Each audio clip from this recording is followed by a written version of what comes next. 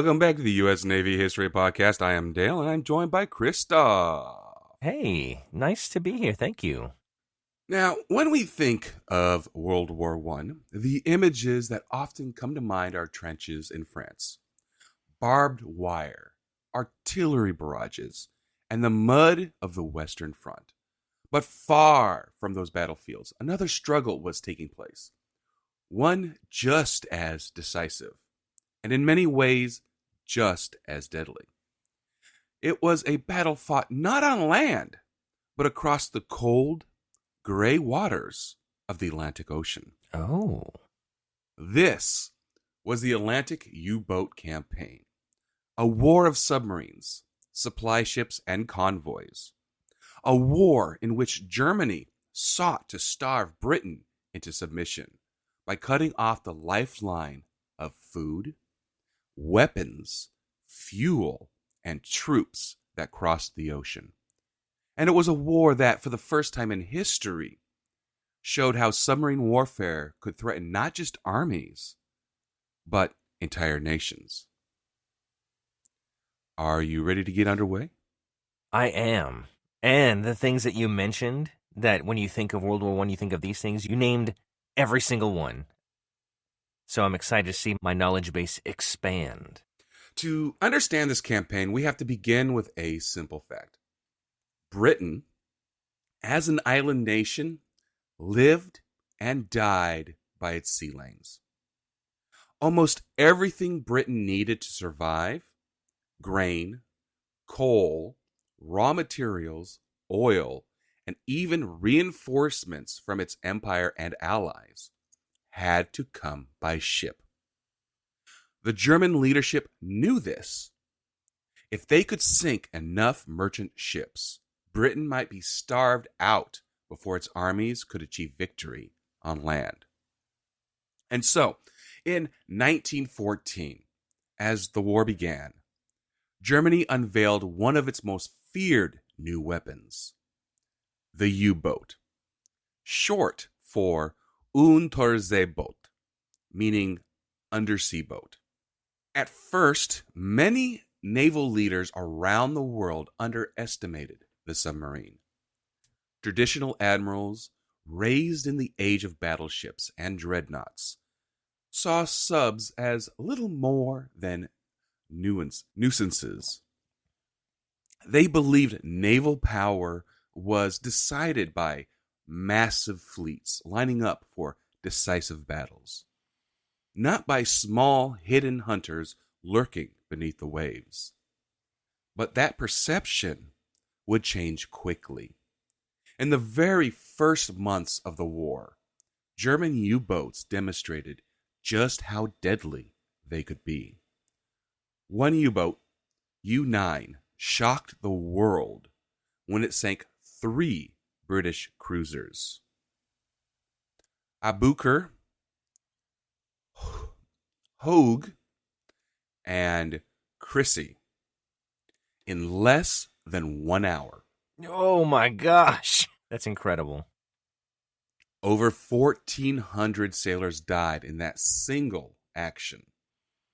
Suddenly, the U-boat was no longer a curiosity. It was a weapon of terror.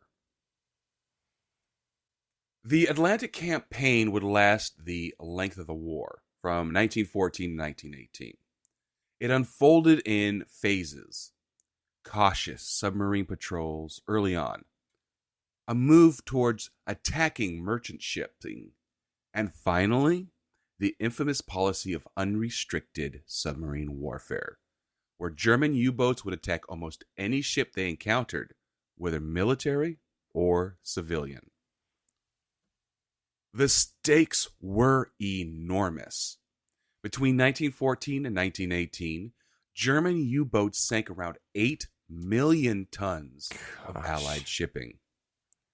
Whole convoys vanished into the sea. Merchant sailors lived in constant fear.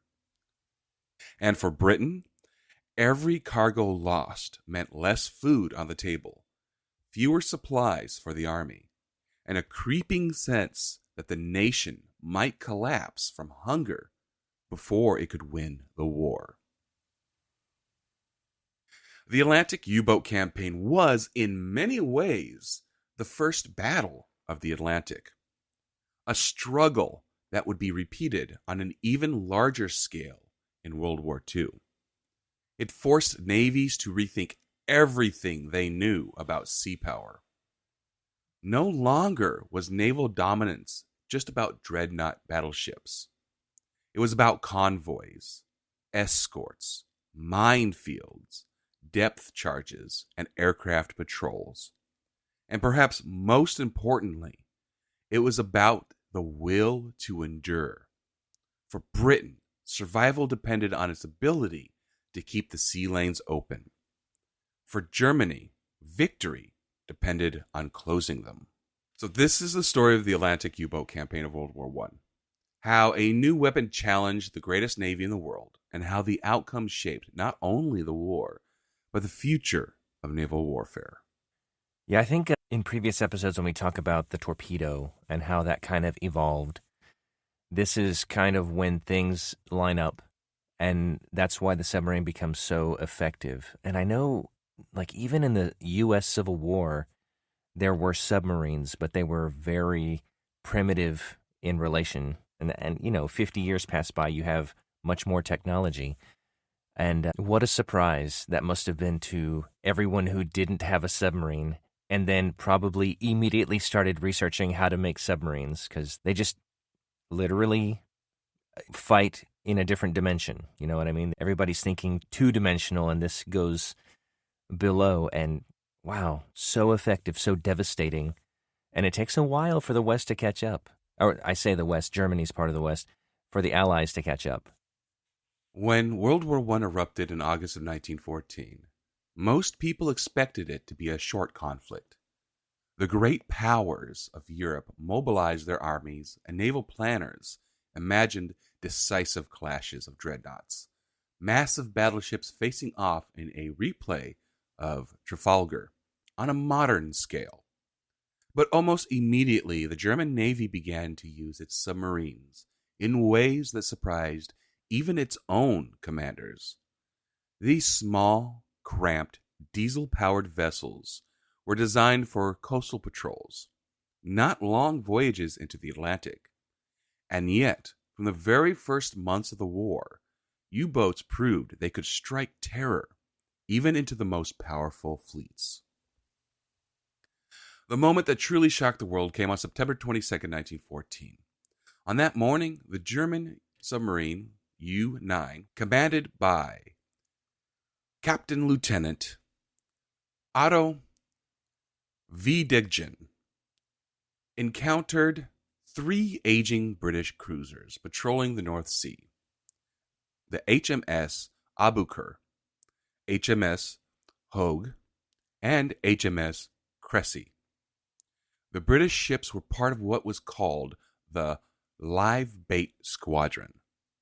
They were older vessels, not expected to face serious threats. Their crews were mostly young reservists. On that morning, they were steaming slowly, unaware of the danger beneath them. U-9 fired a torpedo that struck Aboukir, crippling the ship. As Aboukir began to sink, her sister ships moved in to rescue survivors. It was a noble instinct, but a deadly mistake. U-9 fired again, and Hogue was struck and went down. Moments later, Cressy was hit as well. In less than an hour, all 3 cruisers were gone. More than 1,400 British sailors were lost. The Royal Navy, long seen as invincible, had been humiliated by a single German submarine. The shock was immediate. Newspapers called it a massacre. In London, the Admiralty was forced to rethink how it deployed ships. And for Germany, it was proof that U-boats were more than novelties. They were strategic weapons. After U-9's success, German commanders became bolder. U-boats began to roam beyond the North Sea, venturing into the Atlantic to strike at British merchant shipping. At first, these missions followed the so-called cruiser rules of naval warfare. Submarines were supposed to surface, stop a merchant ship, search its cargo, and allow its crew to abandon ship before sinking it. These rules were meant to protect civilians and keep commerce raiding within the bounds of international law. But there was a problem. Submarines were fragile. If they surfaced, they risked being rammed or attacked. And merchant ships were increasingly being armed. More than once, a U-boat that followed the rules found itself under fire. German commanders began to argue that the old rules simply did not apply in this new kind of war. By late 1914 and into 1915, U-boats were sinking more and more merchant ships. Grain ships bound for Britain were torpedoed. Coal shipments from Wales were threatened. Insurance rates for shipping skyrocketed. Oh, I bet, yeah.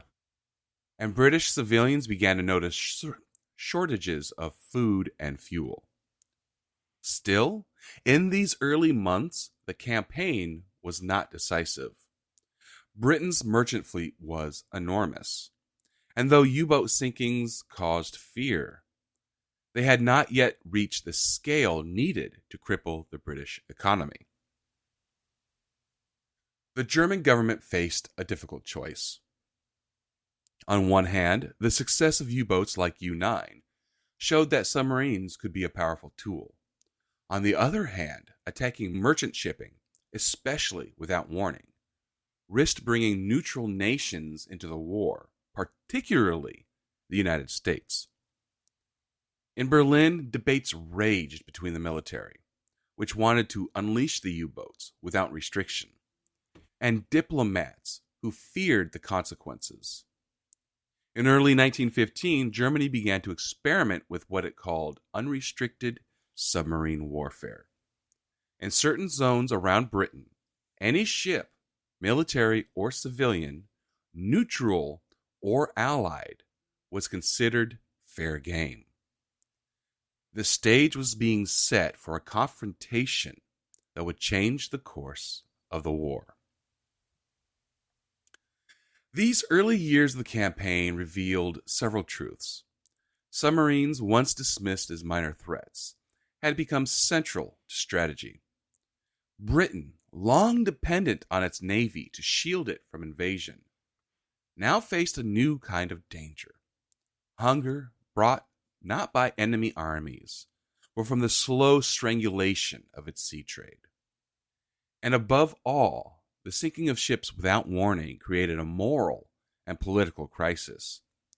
Were submarines legitimate naval weapons or instruments of terror? The question would grow louder in the months to come, as one particular sinking, the Lusitania, brought the horror of the U-boat war into the global spotlight. The early triumphs of Germany's U-boats proved their potential, but they would also raise the stakes. How far would Germany go in using this weapon? And how would the world react when civilians became the victims of this new form of warfare? I think World War I, in a lot of ways, shaped modern warfare in a way that we see today that didn't exist before. When you think about bombing ball-bearing factories or even the firebombing of Japan, like total war mindset, it's this is it.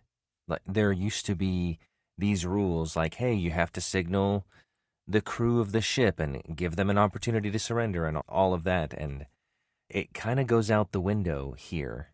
I don't know if it's simply because of the frailty of the submarine, but also, like, stealth is its primary advantage, and ships didn't have a way to counter. Like, depth charges don't come around until a little bit later, and so they're unstoppable.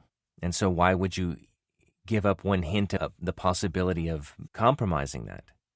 But once you start seeing, like, yeah, grain shipments to England, that's a war aim. Like that, we're going to cripple the country by disrupting things that are loosely connected with their military objectives. This is their thinking. And we start seeing that more and more in different wars, just disrupting logistics, destroying quote unquote benign factories, but anything to cripple the country, which will end up crippling the military. And there are consequences to that, and we see that unfold.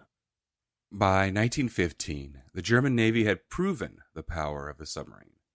The U-boat was no longer an experiment. It was a weapon capable of shaking Britain's mighty Royal Navy and threatening the very survival of an island nation that depended on its sea trade. But with that success came a difficult question. How far was Germany willing to go in using its submarines? The answer would plunge the war into new levels of brutality, provoke international outrage, and ultimately draw the United States into the conflict. This was the era of unrestricted submarine warfare, when the rules of the sea were abandoned and the oceans became killing grounds. From the German perspective, the math was simple. If Britain imported millions of tons of food, fuel, and war material every year, if enough of that shipping could be sunk, the British public would starve, factories would grind to a halt, and the army at the front would collapse for lack of supplies. Military planners in Berlin believed that if Germany could sink 600,000 tons of shipping per month, Britain would be forced to the negotiating table within 6 months. U-boats, they argued, were the perfect tool to achieve this. But there was a problem: international law. For centuries, naval warfare had been governed by the so-called prize rules, or cruiser rules. If a warship intercepted a merchant vessel, it was supposed to stop it and allow the crew to escape before sinking the ship. Civilians were to be spared whenever possible. Submarines, however, were ill-suited to these rules. If a U-boat surfaced to warn a merchant ship, it risked being rammed or fired upon. Increasingly, British merchant ships were armed, and some were even designed as Q-ships, traps designed to lure submarines close before revealing hidden guns. For U-boat commanders, following the old rules meant suicide. And so in February 1915, Germany declared the waters around the British Isles a war zone. Any ship, Allied or neutral, risked being sunk without warning. It was a gamble that Germany believed could win the war, but it carried enormous political risk. The most infamous incident came on May 7, 1915, off the southern coast of Ireland. The German submarine U-20, commanded by Captain Lieutenant Walter Scheever, sighted the British ocean liner RMS Lusitania. The Lusitania was one of the largest and fastest passenger ships in the world, operated by the Cunard Line. On that day, it was carrying nearly 2,000 passengers, including 128 Americans. Scheever fired a single torpedo, which struck the liner's hull.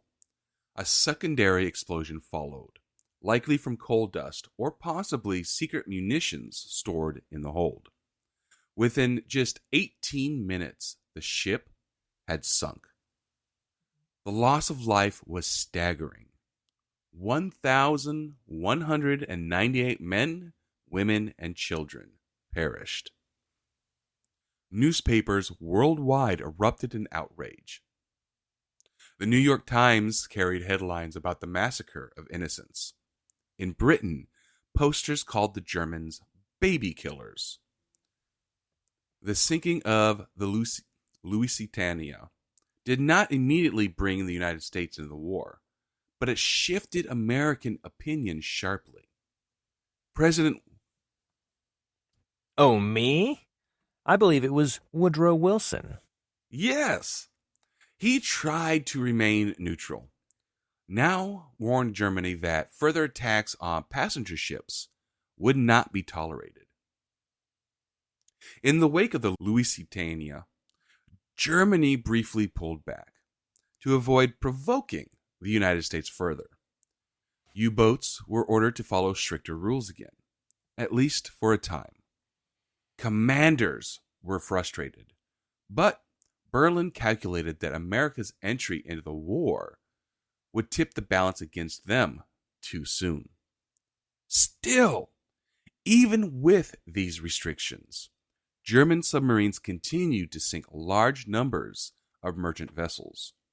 By 1916, the tally of lost ships was climbing steadily, but Britain was hanging on. The German Navy pressed Kaiser. Oh my gosh, it's not Wilhelm II. I want to say, wait a minute. Yeah, what is it? Yes. Okay, I knew that. So the German Navy pressed Kaiser Wilhelm II and his government to return to full, unrestricted submarine warfare, arguing that only total commitment could starve submission. In January of 1917, Germany made its fateful choice, believing it had only a limited window before American involvement became inevitable. Berlin resumed unrestricted submarine warfare with full force. Every ship bound for Britain, military, civilian, or neutral, would be targeted. The results were immediate and devastating. In April of 1917 alone, U-boats sank nearly 860,000 tons of shipping, the highest monthly total of the war. Whole convoys of merchantmen were lost. Ports in Britain faced shortages of grain and coal. Bread lines lengthened. Morale wavered. For a time, it looked as if the gamble might succeed. But this escalation had consequences. The United States, outraged by the renewed attacks on its shipping, declared war on Germany in April 1917. Germany had hoped to force Britain out of the war before America could mobilize. But the entry of U.S. troops and resources would ultimately tip the balance in favor of the Allies. Behind the statistics of tonnage sunk lay a terrible human toll. Thousands of merchant sailors, many of them civilians pressed into service, lost their lives in icy waters. Survivors often drifted for days in lifeboats, exposed to the elements. For British families at home, news of ships torpedoed and crews lost became a grim routine. It was also a psychological war. Every time a merchantman sailed, its crew knew they might be stalked by an invisible enemy beneath the waves. For the Germans, U-boat crews faced their own dangers: depth charge attacks, mechanical failures, and the constant risk of being hunted down and destroyed. By early 1917, Germany's gamble seemed to be paying off. Britain was on the brink, food stocks dwindling, public morale fraying. But even at the height of the U-boat war, Britain refused to surrender. And as the year went on, the Allies began to develop countermeasures, new tactics, new technologies, and above all, the convoy system that would turn the tide. The years of unrestricted submarine warfare brought Germany close to victory, but also ensured that the United States would enter the war against them. It was a high-stakes gamble that changed the entire course of World War I. Next, we'll look at the Allied response, the development of the convoy system, and the use of Q ships minefields, and aircraft patrols, and how these measures gradually broke the back of the U-boat campaign. That is, I'm trying to think of a modern day equivalent to what that must have felt like. And the closest I can get to is what's happening with the Russia-Ukraine conflict with drones. When drones kind of first came out, as the kind that you get from the store, right? They seem like novelties. It's like, oh, this is fun. I can fly it around. Oh, look, I can take pictures. Ha, ha, ha, hilarious. And I had a friend that was a civil engineer. It helped him do measurements like land surveying. Great tool. But a novelty is what I think most people would consider it. But the way they're being implemented now for wartime and how difficult they are to repel, it's a whole new world. And that is the closest I can think of for the submarines as far as a psychological underestimation. But beyond, that's a great comparison. Beyond that, though, knowing that you have the greatest navy in the world, traditional navy, but your sailors still have fear struck in their hearts because their capital ships can be sunk at any moment, that's really demoralizing. Not only are they crippling their logistical input from food or arms or raw materials, but their sailors are shaken. I mean, they have a lot of resolve still, but it's effective. I am not one to try to justify or rationalize the decisions of bad actors, although I can see the perspective of the Germans being hemmed in and allied with folks that they're having to support, like they're kind of doing the lion's share of all the fighting for the Central Powers, and they need something to break the blockades or do something so they can have some advantage so they can win, and they're pulling out all the stops. I get it. But yeah, I'm curious to hear you talk about the countermeasures because this is new, and so we got to figure out new ways to counter it. By the spring of 1917, Germany's U-boat campaign looked unstoppable. British food reserves had fallen to just a few weeks' supply. Merchant ships were sinking at a staggering rate, and morale at home was beginning to crumble. It seemed as though the German gamble on unrestricted submarine warfare might succeed. But then something remarkable happened. The Allies finally adopted a strategy that, while not new in theory, proved revolutionary in practice. This was called the convoy system, and it would change the balance of the war at sea. Now, the idea of convoys wasn't a new invention. For centuries, merchants had sailed under the protection of warships.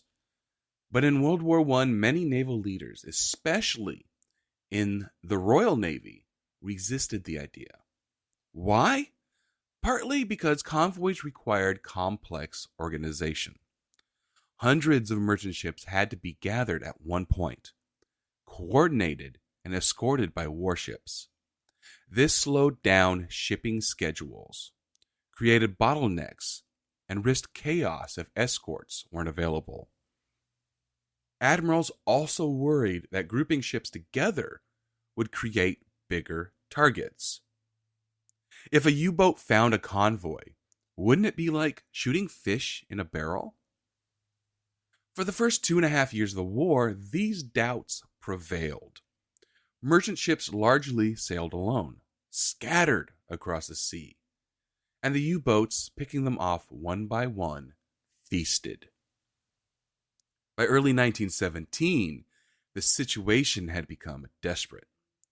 Britain was losing ships faster than it could replace them. Imports of food and fuel fell so low, rationing became necessary. The government feared riots in the cities.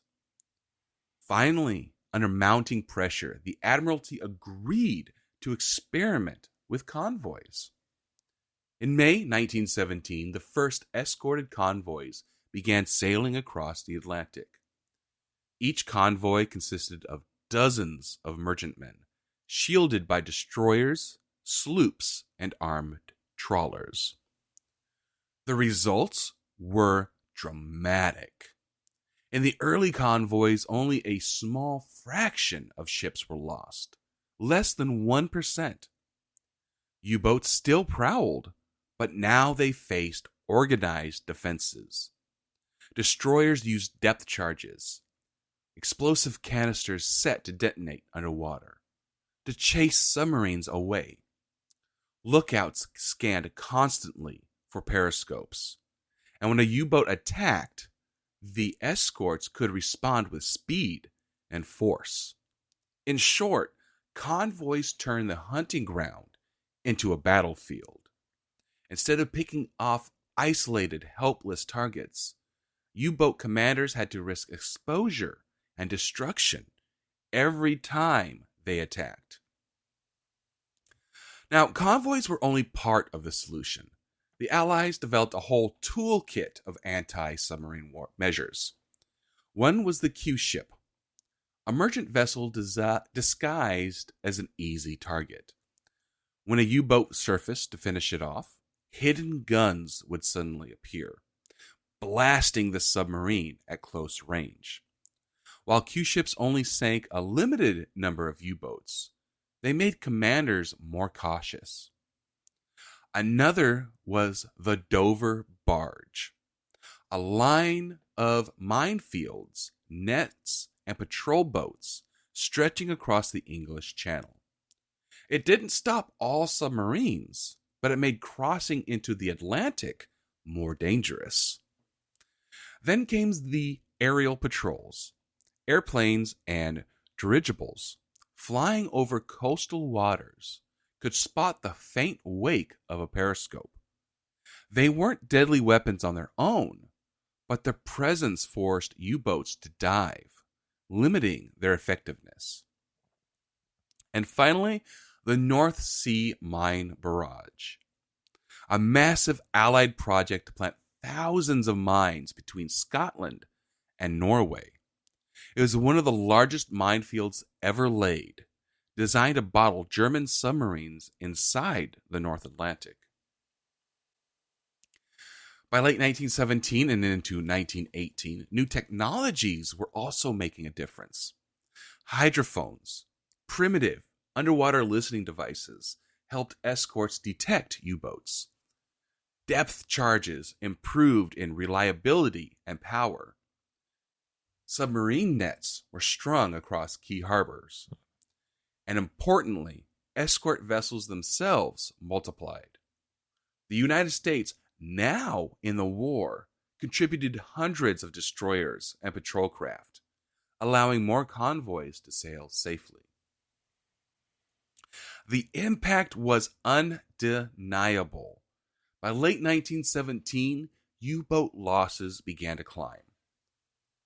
Germany was still sinking ships, but no longer at the rate needed to starve Britain. Convoys kept the lifeline open. American troops and supplies began pouring into Europe across the Atlantic, protected by destroyers and escorted through submarine danger zones. For the German Navy, the frustration was immense. Submarines had seemed unstoppable, but now they were increasingly hunted. Each patrol carried higher risks, and as losses mounted, the confidence of 1917 gave way to a grim realization. The Allies had found a way to beat the U-boats. The success of the convoy system was more than a wartime innovation. It was a revolution in naval strategy. It showed that sea control wasn't just about battleships and grand fleet actions. It was about keeping trade routes open, protecting supply lines, and coordinating entire systems of defense. This lesson would not be forgotten. In the next World War, convoys would again become the backbone of Allied survival in the Battle of the Atlantic. By turning to convoys, minefields, aircraft, and technology, the Allies managed to blunt the sharp edge of Germany's submarine campaign. The war at sea had shifted, and the U-boat's aura of invincibility was broken. But the campaign wasn't over. Next, we'll explore how the entry of the United States into the war, along with the peak and eventual decline of U-boat operations, shaped the final years of the conflict. I have to imagine that there must have been some innovation on Germany's side militarily from a naval perspective, but probably not very much, because when you have a weapon that is so undeniable and unstoppable, like you were saying, you don't really need to change the formula too much. But out of survival, the British especially had to innovate. And so once they start coming up with these ways to either detect or counter the submarine, like you said, the losses start dwindling and the losses on the German side start raising. When you're backed into a corner, I can see doing anything to try to stop the threat. And that's what they did. And also just keep thinking that if they would have held back on the unrestricted submarine warfare and kept America out of the war, the communist revolution in Russia is happening. Like it's happening at this time, which effectively takes Russia out of the war. And so if the Germans and the Central Powers more broadly didn't have Russia on the Eastern Front and didn't have America coming in to help the Allies, they could theoretically have won.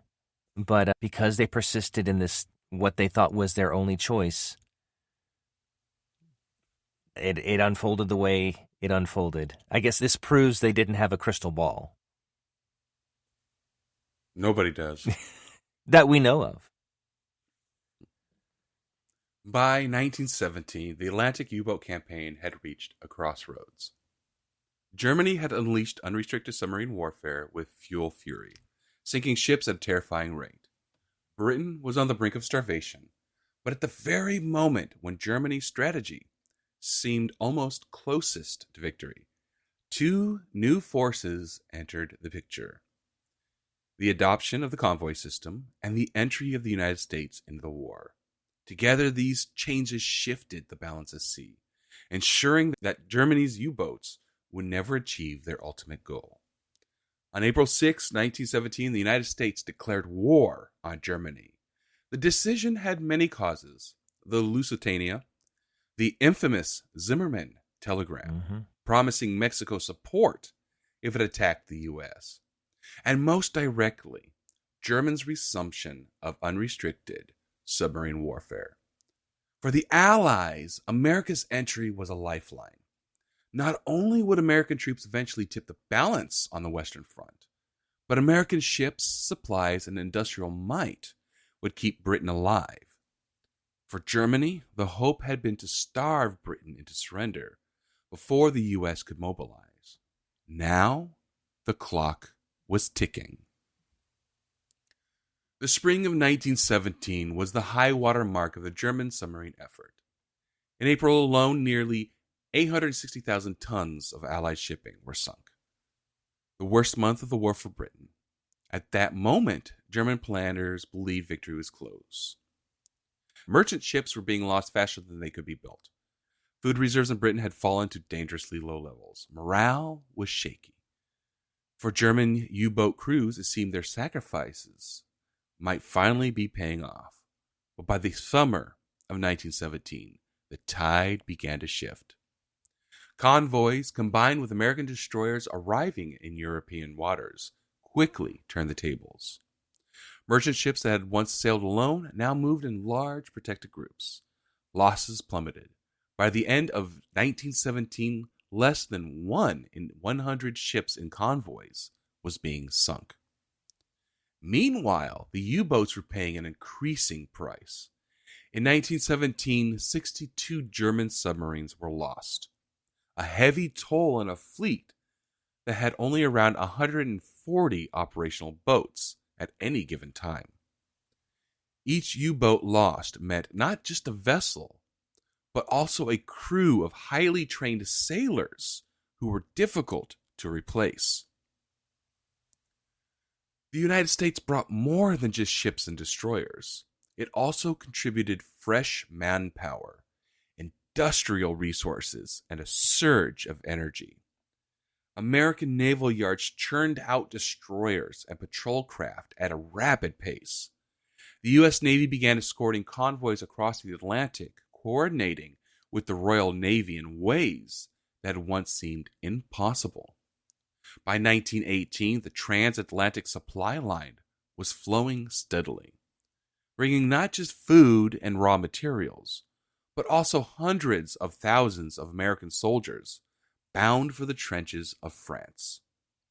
Every successful convoy was a direct blow to Germany's strategy.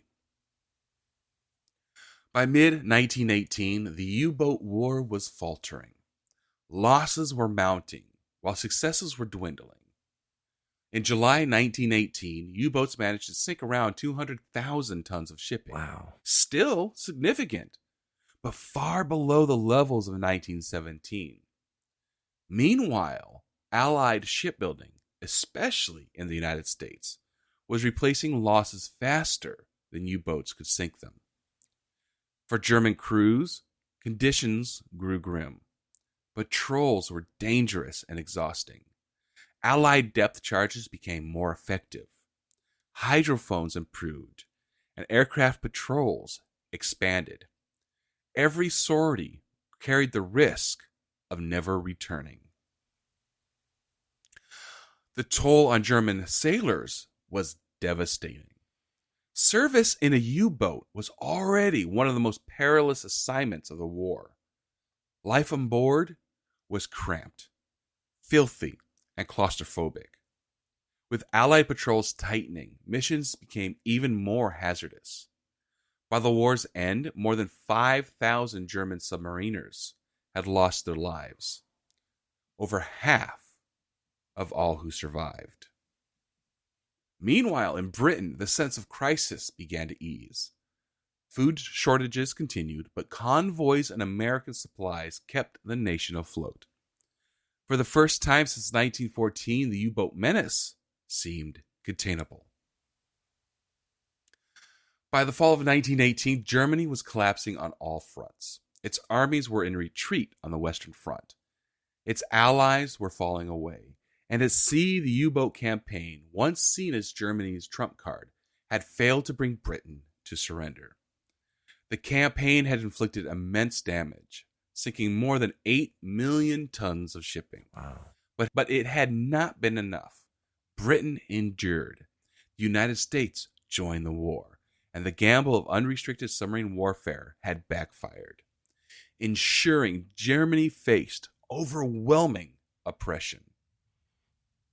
The entry of the United States, combined with the convoy system, sealed the fate of Germany's U-boat campaign. What had once seemed like a near certain path to victory became a costly failure. Up next, we'll look at the final months of the campaign, the retreat of the U-boats, the collapse of Germany's naval strategy, and the legacy of this first Battle of the Atlantic for the future of submarine warfare. That is, I mean, it's good. Ultimately, I think the Allies certainly needed to win that for the sake of America, I guess. One of the things I find interesting is these kind of gambles in history, like when everything's on the line and you got to make a decision, and not making the decision that they made would have just ended up in the same result, most likely, except fewer ships sunk and sailors killed. Germany was in the middle of everything and having to fight on so many fronts and didn't have the type of imperial colonies that France or the UK did, or Britain. And they needed to do something. And they were so rigid in their initial plan with the Schlieffen Plan that pivoting, it seems like, isn't exactly the best. What the Germans were, from a big picture perspective, not great at. And also the Zimmerman note that you mentioned, they owned up to that, which I thought was diplomatically foolish. It's like, yeah, of course we wrote that, yeah. Yeah, a lot of mistakes. It's easy for us, of course, to say how big those mistakes were because we were not in those rooms when those decisions needed to be made. But I get it. And I'm glad the Allies were able to counter such an effective tool that they had. Well, I mean, once you sign the note, love Germany, you have to Right. admit to it. But I So, mean, even then, they had phonies of all kinds of stuff floating around. And so, of course, America goes, hey, Germany, did you write this note? And Germany could have said, no, where did you get that? But of course, they said, yeah, we did that. It's a legitimate war aim. You can't fault us for that. And America did. yeah, you can, because Yeah, we're not at war you- yet there, guys. Right. It's like we're not even in it, technically. I mean, the Lend-Lease Act and everything with England, we're kind of in it, but not really. But yeah, that was, I guess, a Teutonic integrity to a degree. By the fall of 1918, Germany was crumbling everywhere. On the Western Front, Allied offenses, fueled by American reinforcements, pushed German armies back. At sea, U-boats continued to operate, but their effectiveness was waning. Losses mounted as Allied escorts, convoys, and minefields grew more effective. In the final months of the war, U-boat crews still went to sea, but with little hope of decisive results. For many, it was a death sentence. By the armistice in November 1918, Germany's once proud submarine fleet was exhausted, and morale among its crew was broken. The U-boat war came at an enormous cost in human lives. Over 5,000 German submariners were killed, more than half of those who served. For the Allies, the toll was even greater. Merchant sailors, many of them civilians, bore the brunt of the campaign. Entire convoys were lost in storms and torpedo attacks. Families in Britain, Canada, America, and beyond grieved for loved ones who would never return from the sea. The campaign also left a legacy of fear. The idea that a hidden enemy could strike anywhere, any ship, without warning, changed how nations thought about naval warfare forever.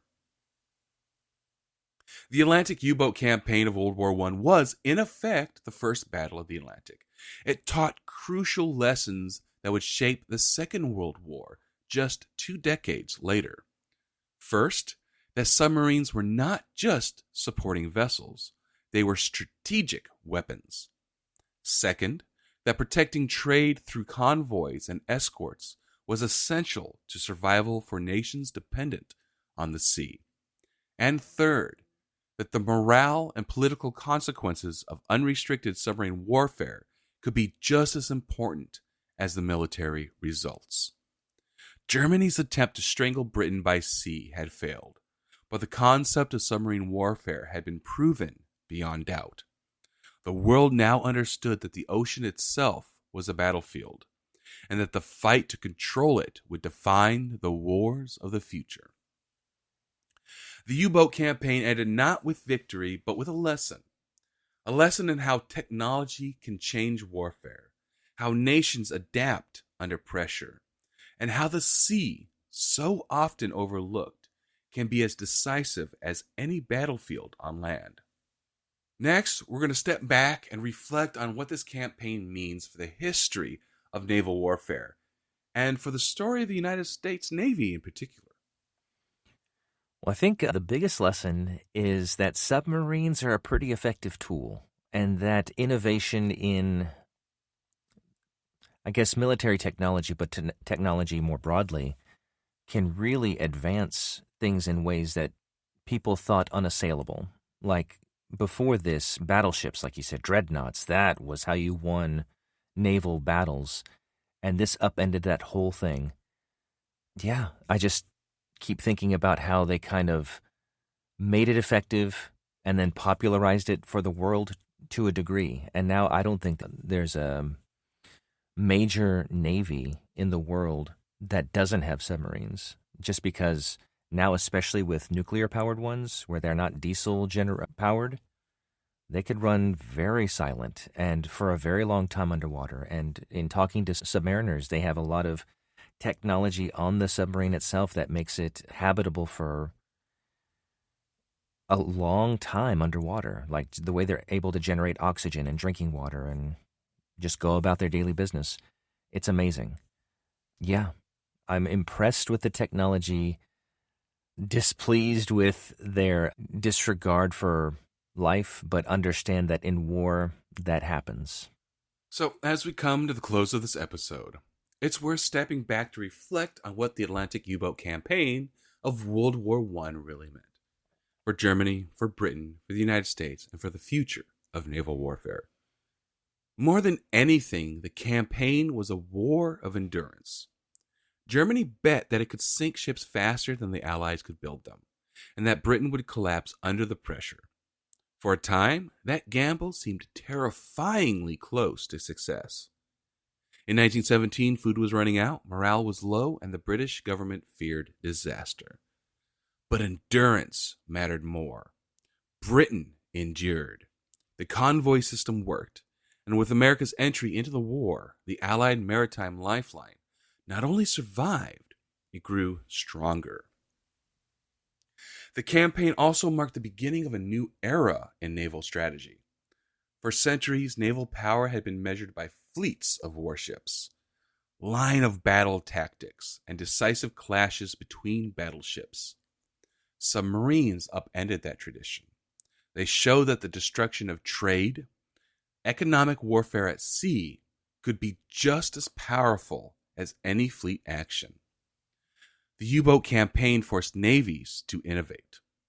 Convoys, escorts, depth charges, hydrophones, minefields, and aerial patrols became standard tools. These innovations did not end with the armistice in 1918. They laid the groundwork for the even greater struggle of the Second World War. There was also a moral dimension. Unrestricted submarine warfare blurred the line between soldier and civilian, combatant and non-combatant. Merchant sailors and passengers became targets in a war that was supposed to spare them. The sinking of the Lusitania and other tragedies like that made clear that new weapons carried not just military consequences, but political ones. Mm-hmm. In Germany's case, it meant drawing the United States into the war, a fatal miscalculation. For the United States, the Atlantic U-boat campaign was a defining moment. It was the first time American destroyers, convoys, and naval power were deployed on a massive scale in a global conflict. It was the beginning of the U.S. Navy's rise as a truly international force, capable of projecting power across oceans, protecting allies, and shaping the course of world events. The Atlantic U-boat campaign of World War I was not just a sideshow to the trenches. It was a central struggle that nearly decided the war. It was a story of innovation, desperation, and adaptation. And it was a reminder that wars are not won by battles alone, but by the ability of nations to keep fighting, to sustain their people, and protect the lifelines that feed both armies and civilian alike.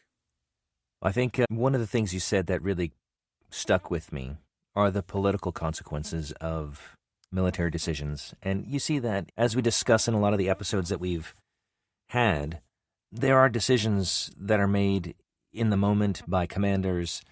I'm thinking particularly about some of the Civil War battles we had, where a lot of commanders in the South, as they were being attacked by forces from the North, surrendered quickly because they were like, I'd rather save the lives of my men than just fight until, we're going to lose anyway. Let's lay down our arms because I value these men that I'm fighting with. And I know that that inspires loyalty to the soldiers of that time frame and regimen, and would for me too, knowing that my commander has my back. But when nations start making broad campaigns about, hey, we're just going to blow up everything, we're not going to trade with you anymore, or we're going to have hard feelings for a very long time. For example, my mother's family is from France. My mother was born during World War II, and so my grandmother, to the day she died, hated the Germans, hated them. And there was nothing that you could say or do or that they could do that would ever heal that. Some of the stories that I would be told, they're not quite the same, but they're kind of in this vein of Germany's making a broad decision. It's affecting a ton of people, and that's going to color the way Germans are viewed for the rest of those people's lives, and maybe even their children. And I can personally attest to that. And so whenever nations start making proclamations or military decisions or political actions, they should really weigh the cost of who's impacted. And that could be your nation's reputation on the line. At the end of every episode, we like to honor one of our fallen angels with the help of HeroCards.us. And today, we want to honor First Lieutenant Travis L. Manion. His hometown was Doylestown, Pennsylvania. He served with the U.S. Marine Corps, 1st Reconnaissance Battalion, 1st Marine Division, 1st Marine Expeditionary Force, Camp Pendleton, California. He received the Silver Star, Bronze Star with Valor, and Purple Heart. His date of sacrifice was April 29, 2007, killed in action in Anbar Province, Iraq. He was 26. Travis Manion was the son of a career Marine. He graduated in the top 5 in his class from the U.S. Naval Academy at Annapolis in 2004, where he also won the 2002-2003 Weems Award for Leadership and Dedication, presented by the Naval Academy Wrestling Association. Manion chose to become a Marine Corps officer and was assigned to the 1st Reconnaissance Battalion, 1st Marine Division, 1st Marine Expeditionary Force at Camp Pendleton. In 2005, he was deployed to Iraq for his first tour of duty.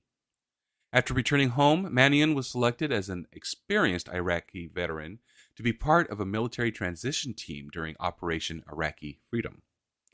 Along with 10 other Marines, he was deployed in late December of 2006 and attached to an Iraqi Army battalion in Fallujah. He served as the company advisor for the 3rd Battalion, 2nd Brigade, 1st Iraqi Army Division Military Transition Team, Regimental Combat Team 6, 2nd Marine Expeditionary Force.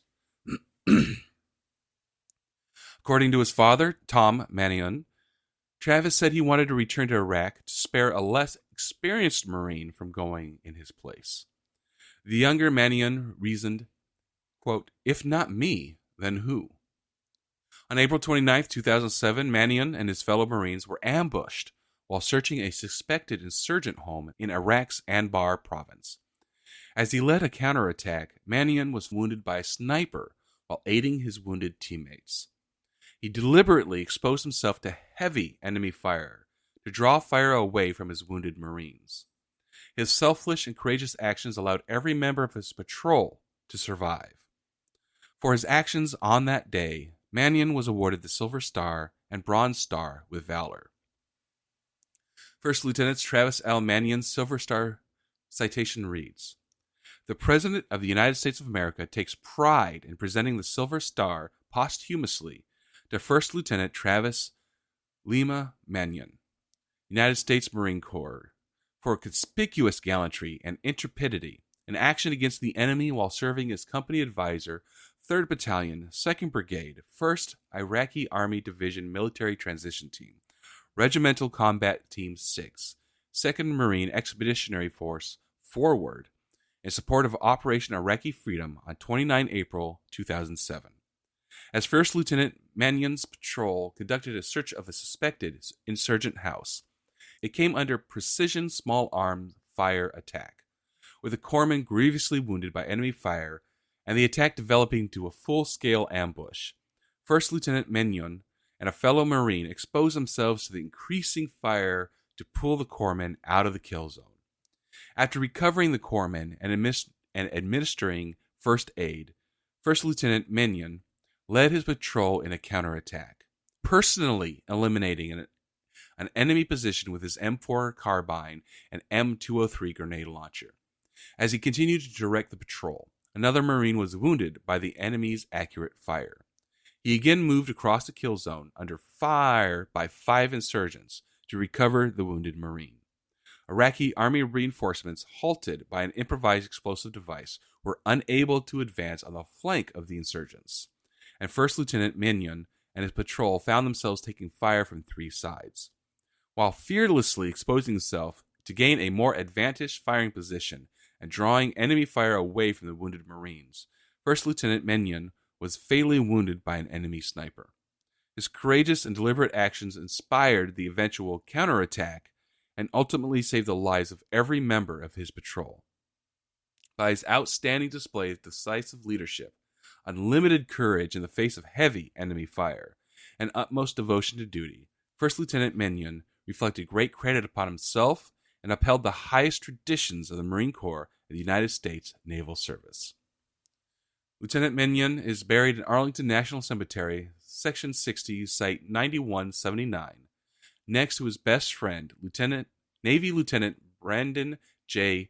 Looney. Menyon's father co-authored a book, Brothers Forever, to tell the moving story of the two Naval Academy roommates, their dedication to duty, and their ultimate sacrifice. Travis Menyon's story does not end at Arlington. His family continued Travis's leadership and service to others by establishing the Travis Menyon Foundation, adopting Travis's "if not me, then who" as their mantra.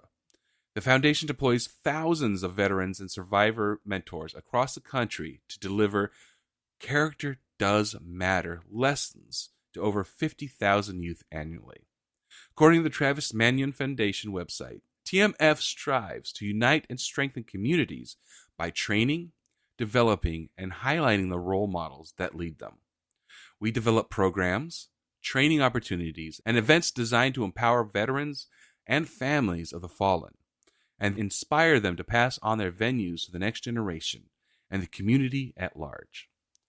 On January 10, 2025, the U.S. Navy announced that a new amphibious transport dock ship, the USS Travis Menyon, LPD-33, would be named in his honor.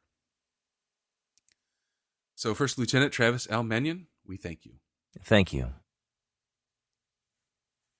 All right, Christoph, get us out of here. All right. Listeners, thank you so much for listening to this story. We love exploring history, and we're glad you're here with us.